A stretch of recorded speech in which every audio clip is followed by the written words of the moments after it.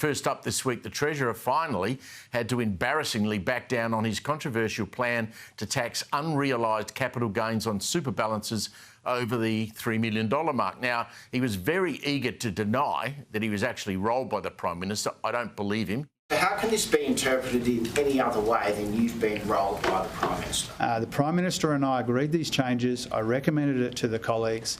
I've announced it within a couple of hours of Cabinet agreeing it. Did you get rolled by the Prime Minister? No, of course not.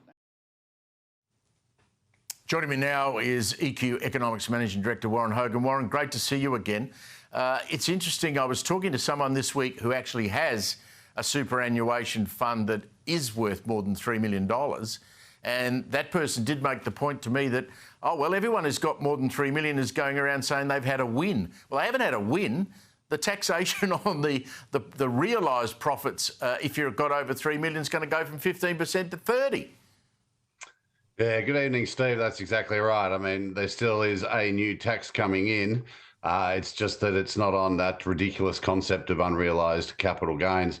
And we've had some further clarity today from the Treasurer, I believe, saying that the capital gains will be calculated as of 2026. So people who have been holding BHP and Westpac shares for the last 30 years will not have to pay capital gains on those increases that they've seen in that period, which is good news. And we should make the point, I mean, you know, superannuation was held out as the great saviour of the nation. Paul Keating introduced it. It was supposed to mean that people didn't have to rely on the government or taxpayers for an age pension. But, you know, over the years, we've gone from, you know, tax-free and you can have as much money in super as you like, to the situation now, if you've got more than $2 million, you're paying 15% tax on profits over 2, and now you're going to pay 30% on profits over 3. I mean, it's such a honeypot, Warren, of money, the government can't keep their hands off it. Yeah, well, they can't because it is a large amount of money, and in an ageing population, that was the whole point, to build up that savings pool so that people can fund their retirement. But of course, it was executed with extreme generosity, which turned out to be very unfair. It favoured the wealthy and it favoured the old at the expense, of course, of the poor and the young. And these changes will address that to some extent. But most of all, it's proven to not deliver what was promised at the beginning. That is, it's turned out to be very expensive. And the generosity is not sustainable, particularly when you've got a government spending so much money like the current federal government is. And of course, people have been making plans around this for decades, and that's unfair, whether it's fair or not in terms of the outcome of the tax. It's unfair on those people who've been making their retirement plans based on certain expectations of taxation and so forth that have now changed, bearing in mind that $3 million is not what it once used to be, and with inflation the way it is, we'll get even less. So I think we've just revealed, and at the start of a process of a super system that promised a lot and is now starting to crack under the pressure of demographics and a big spending government. The idea of taxing unrealised profits surely was never going to fly. Paul Keating himself didn't like it, and there was a lot of people in Jim Chalmers' ear. What do you make of the politics around this? I mean, most people, I think, understand that Chalmers would have pushed ahead with this, but he was convinced in the end by various lobbyists not to do it.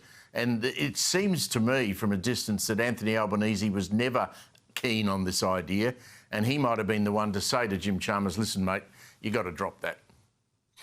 Yeah, I'm sure it was. I mean, I'm sure even the Treasurer would have recognised the political challenges it's creating. And they've had 2 years now of assessment, focus groups and feedback to make that judgment. And of course, the two issues that have been addressed, indexation, I think is essentially a moral issue.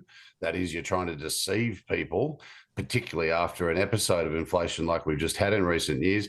And then, of course, the unrealised element, of course, makes it very difficult for people who've got assets that are illiquid, that is, things like property. So I think they realised that this was only going to get worse and worse for them and undermine their political capital in the run-up to the next election. So it was a completely political decision. The question is, why did they do it in the first place? And the answer is they need the money because they're spending a lot of our income taxes and our other taxes on other programs that didn't exist for 3 years ago.